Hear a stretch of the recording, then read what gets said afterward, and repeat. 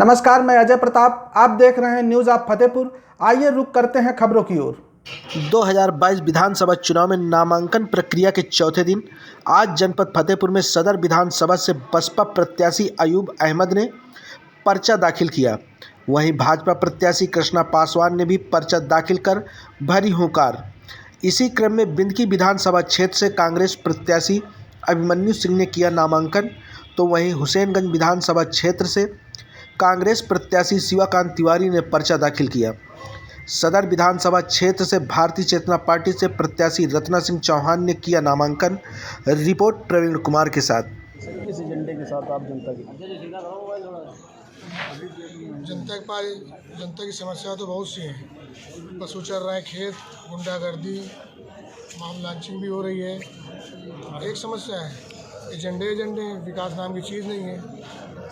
तो 5 साल में बीजेपी गवर्नमेंट क्या मुद्दा रहा जो बीजेपी गवर्नमेंट क्या, जैसे स्लाटर हाउस हुए, चौकसी हुई, या अभी कृष्णा पासवान जी का एक स्टेटमेंट आया कि जिन किसानों के खेत में गाय चर लेती हैं उनकी फसलें दोगुनी हो जाती हैं। बीजेपी के शासनकाल में सबसे ज़्यादा गौ का एक्सपोर्ट हुआ है, बाकी कुछ नहीं। वही अंदाज लगाएंगे, वो सब दिखावा है। देखिए, पिछले 5 वर्षों में बिंदकी का विनाश हुआ है और बिंदकी का ही नहीं, जहानाबाद का भी विनाश हुआ है। अब भारतीय जनता पार्टी से जान रही थी कि यहाँ पे कुछ बचा नहीं, ज़मीन बची नहीं, तो उन्होंने जहानाबाद के विनाशी को अगला विनाश करने के लिए बिंदकी भेज दिया। लेकिन मेरी बिंदकी जन्मभूमि है, मैं यहीं का रहने वाला हूँ। मैं इन लोगों के साथ ना धोखा होने दूंगा, चाहे मेरा खून का एक कतरा बह जाए, मैं इन लोगों के साथ कोई धोखा नहीं होने दूंगा। ये मेरे अपने लोग हैं, ये मेरे अपने लोग हैं। इनकी समस्या मेरी समस्या है। बस अड्डे में लोग शौचालय बना रखा लोगों ने। सड़क की ये हाल है कि 1 किलो चौड़गरा चलेंगे, मलवा तक ललौली तक जाएंगे, कम से कम 500 ग्राम धूल खा जाएंगे। बस अड्डा रो रहा है, नाली रो रही है, सीवर रो रहा है, हर आदमी रो रहा है। बिंदकी बाईपास में सैकड़ों जान जा चुकी। आज तक कोई बोलने वाला नहीं है। मेरा पहला काम है जो कहे हैं, बिंदकी बाईपास, बस अड्डा, नाली, सीवर और सबसे महत्वपूर्ण यहाँ के युवाओं को इंडस्ट्रियल एरिया जो मलबा में लगा है उसमें और इंडस्ट्रियाँ लगेंगी। यहाँ के युवाओं को रोजगार मिलेगा।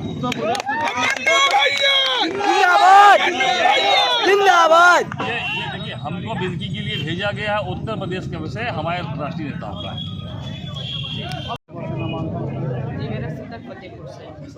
किस विकास के मुद्दों को लेकर क्या जनता की? सबसे अहम मुद्दा हमारा नशा है। नशा मुक्त हम भारत चाहते हैं। हमारे आज की युवा स्थिति इतनी बिगड़ रही है जिसकी वजह से हमारा प्रथम मुद्दा नशा है। नशा मुक्त होना चाहिए।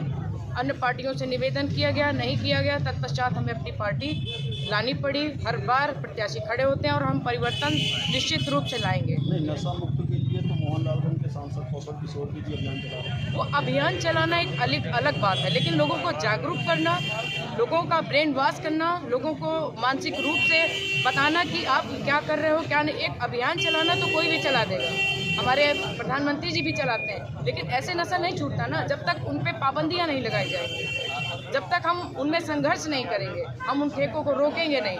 जब हम किसी चीज़ का व्यापन बंद कर देंगे तो वो कहाँ से लोगों को मिलेगा, कहाँ से लोग नशा करेंगे। इसलिए हमारा सबसे मुद्दा है कि हम सबसे पहले हम ऐसा काम करेंगे कि हम सबसे पहले नशा पर पूरा जोर मारेंगे। उसके बाद हमारा नशा ऐसा बीज है जिसकी वजह से सारा विकास, सारा सब कुछ रुका हुआ है। नशा मुक्त भारत बनाना है, सारे भारत का विकास भी करना है। और ये अन्य पार्टी नहीं कर पाएगी, ये सिर्फ हमारी भारतीय शक्ति चेतना पार्टी ही कर पाएगी। ये हम सबका दृढ़ निश्चय है और ये अटल सत्य है। क्या नाम है आपका? रत्ना सिंह चौहान। हमारी विधानसभा में भय का वातावरण रहा है। सबसे पहले उस भय को और इस भय को ख़त्म करने का सबसे बड़ा हमारे ऊपर मुद्दा है। और दूसरा मुद्दा ये है कि 5 साल में जो ये 5 साल की सरकार रही है, इसकी जो नाकामियाँ थी जिससे जनता पीड़ित है और कराह रही है, और जिस तरीके से अन्ना जानवर हैं, उसी तरीके अन्ना अपराधी भी। आज थाना, तहसील, ब्लॉकों में अन्ना अपराधी बैठे हुए हैं और किसानों के खेत में अन्ना जानवर चर रहे हैं और जनता त्राह रही है। तो इसका खामियाजा इस सरकार को भुगतना है। आने वाली 10 मार्च को आप लोगों को पता हो जाए। अच्छा, एक खागा विधायिका जी का स्टेटमेंट आया था कि जिन किसानों की फसलों को गाय चर लेती है उनकी फसलें दोगुनी हो जाती हैं, इसमें आप क्या कहेंगे? बेहतर तो जवाब आप ही समझ रहे होंगे कि अगर कोई खेत चर जाएगा और ये उसमें क्या बचेगा, लेकिन ये उसमें भी बता दे रहे हैं कि उसमें फसल ज़्यादा दोगुनी होती है।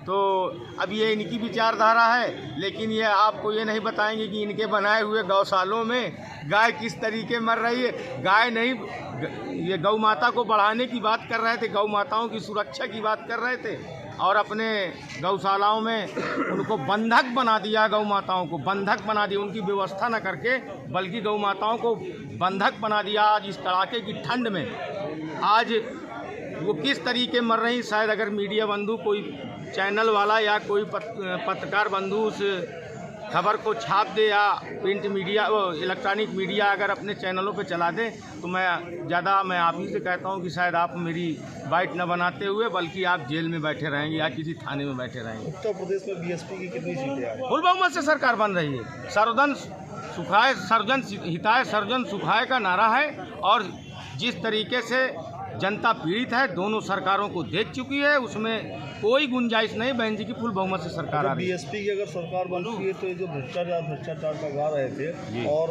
इनके अभी बिन्नी गुंडा लगने, हमारे बहन जी के सरकार में 10 बजे ऑफिस में अच्छे अफसर कांप के आते थे। आपको कोई सफाई देने की जरूरत नहीं है। गर्दी, एक गुंडागर्दी का माहौल है। जो माननीय इसके पहले विधायक मंत्री जी थे, उनके ऊपर एलिगेशन है गरीबों की जमीन हथियाने का, जुल्म जाति करने का।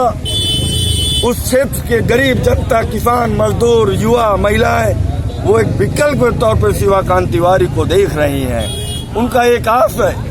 कांग्रेस पार्टी ने पिछले 3 बार वहां रनर रही है, कभी 2000 से हारी, कभी 2500 से चुनाव हारी है, क्योंकि कांग्रेस पार्टी अब की लंगड़े घोड़े पे दांव नहीं लगाया है। कांग्रेस पार्टी अब की वहां पे एक ऐसे क्रांतिकारी युवा साथी, मजदूर साथी, गरीब युवा मजदूर के ऊपर दांव लगाया है, जो संघर्ष से जन्मा हुआ नेता है, जो जन आंदोलन से जन्मा हुआ नेता है, जिन्होंने दहशतगर्दी को खत्म करने की प्रतिज्ञा ली है, जो परिवर्तन का संकल्प लेके उनके बीच में आया है। तो आज उस क्षेत्र में मेन मूलभूत समस्याओं को लेकर हम लड़ाई लड़ते रहेंगे। चुनाव के बाद हम भागने वाले नहीं हैं। उस क्षेत्र में लोग 5 साल के बाद केवल चुनाव लड़ने आते हैं। विधानसभा विधायक का नामांकन करने के बाद हाथ जोड़ते हैं। शिवाकांत तिवारी उनके घर में रहता है, उनके दिलों में रहता है। आज पूरा एक लहर वहाँ परिवर्तित हो गई है। 80% लोग जो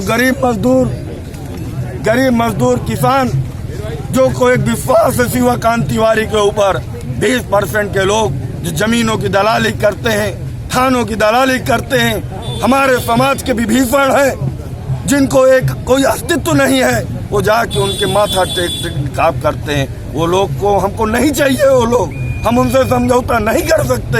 हम 80 लोगों को लेकर चलने वाले हैं, उनको भी आगाह करते हैं। जलते घर को देखने वालों, जलते घर को देखने वालों, फूस का छप्पर आपका है, आपके पीछे तेज हवा है, आगे मुकद्दर आपका है।